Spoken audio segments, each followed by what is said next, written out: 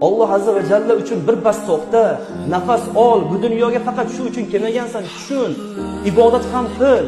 To'xta, masjidda azon aytilyapti. Bir kir, sajda qil, Allohda rizqingni so'ra. Alloh g'oyibidan sen g'izillab topayotgan pulingni oyog'ing tagiga qalashtirib tashlaydi. Ishonmaysanmi shunga? Iymoning yo'qmi shunga? Axir musulmonsan-ku. Ota-onang senga musulmon ism qo'ydi-ku. Ota-onang senga qulog'ingga azon, chap qulog'ing takbirlar aytib xursand bo'ldi-ku. Lekin sen 25-30 kirib nimalar qilyapsan endi? Nimaga oxirgi marta tahorat deganingni eslolmaydigan darajaga kelib qolding? Nimaga faqatgina juma kunlari masjidga boradigan bo'lib qolding?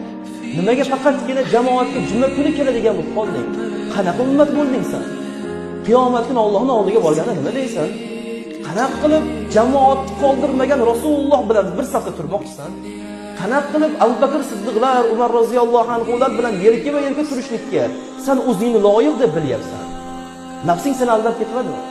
Nafsing seni domiga tortib ketmadimi? Oyog'ingdan chalib ketmadimi? To'xta birodar. To'xta, nafsingga bir ur. 5 daqiqa o'ldirmaydi. Shundoq jamoatga kir, jamoat bilan shom o'qib chiqib ket. 5 daqiqa vaqting ketadi. Mayli tasbihingni yo'lda ayt. Hech kim senga qarshilik qilmaydi. Qo'lingdan kelgancha jamoatga chiq. Allohdan so'ra, tavfiq so'ra, madad so'ra. Bo'ldi, uxlayverma hadeb.